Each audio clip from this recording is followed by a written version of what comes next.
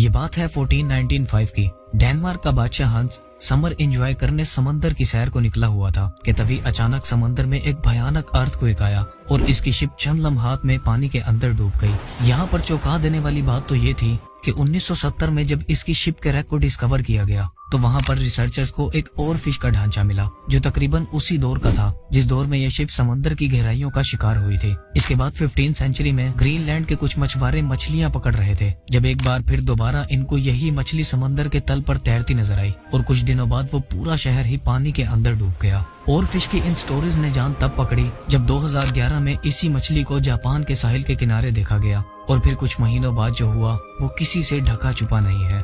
आपको बताते चलें कि इसी और फिश को आज से कुछ दिन पहले दोबारा समंदर के किनारों पर देखा गया है। आखिर क्यों पिछले कुछ दिनों से समंदर के वो डीप सी क्रिएचर्स जो 16,000 फुट की गहराई में रहते हैं वो किनारे पर आकर मर रहे हैं और ऑस्ट्रेलिया की इस वीडियो ने तो साइंटिस्ट की रातों की नींद ही हराम कर दी है। आखिर समंदर की गहराई में ऐसा क्या चल रहा है जो ये जानवर अपना ही घर छोड़कर भागने पर मजबूर हो गए हैं? क्या दुनिया खत्म होने वाली है और क्या वो जायंट वाकई ही दुनिया में आ गया है जिसका जिक्र बाइबल में भी मिलता है? जानते हैं आज की इस वीडियो में।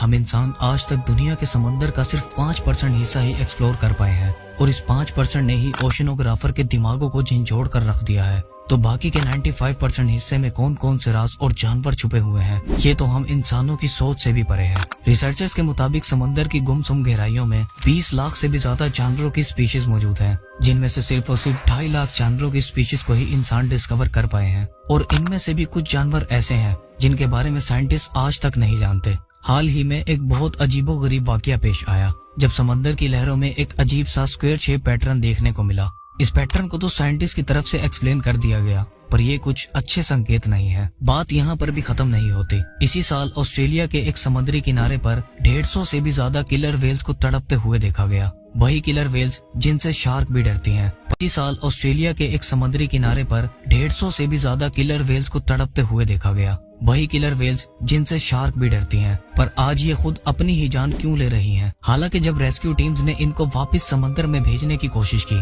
तो ये वापस समंदर में भी जाने के लिए तैयार नहीं थे। ऐसा लग रहा था कि अंदर कुछ न कुछ तो ऐसा चल रहा है जिनसे ये इतना डर गई हैं कि वापस जाने से अच्छा है वो मौत को गले लगा लें। यहाँ पर मैं आपको बताता चलूं कि इनमें से 90 के करीब किलर वेल्स मर चुकी हैं।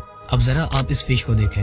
अगर मैं इस फिश को एलियन बोलूं तो शायद इसे ये नाम देना बिल्कुल गलत नहीं होगा। 2025 की स्टार्टिंग में रशिया के कुछ मछुआरों ने इस स्मूथ लैम्प फिश नामी मछली जो समंदर की गहराइयों में 2 किलोमीटर नीचे रहना पसंद करती है, जिसे द डार्क लॉर्ड का नाम भी दिया गया है, ये भी किसी चीज से डरकर समंदर की सरफेस पर तैर रही थी। पर ये तो अभी इस कहानी का आगाज है। अब जरा आप इस भयानक दिखने वाली मछली को देखें जिसे ब्लैक सी डेविल कहा जाता है। इस मछली के सर पर एक लाइट बल्ब भी लगा हुआ है जिसे ल्यूर कहा जाता है। ये मछली इस ल्यूर को शिकार करने के लिए इस्तेमाल करती है। आमतौर पर यह मछली समंदर की 5 किलोमीटर नीचे गहराई में रहती है, लेकिन हाल ही में इसकी डेड बॉडी को यूएस के ओरिजिन कोस्ट पर देखा गया जो इंसानी तारीख में पहली बार हुआ था। पर बात यहाँ भी खत्म नहीं होती। ये सब अभी लोगों की जुबान पर था कि तभी कैलिफोर्निया से एक और वीडियो निकल कर सामने आई जिसमें एक और शिप को समंदर के किनारे पर तड़पते देखा गया। और फिश के बारे में हमने इस वीडियो की स्टार्टिंग में भी बात की थी, लेकिन आखिर क्यों इस मछली को शुरुआत से ही बुरे नाम से याद किया जाता है? आइए जानते हैं। ये बात है 2010 की जब इस मछली को चिली और जापान के समंदर के किनारे पर देखा गया।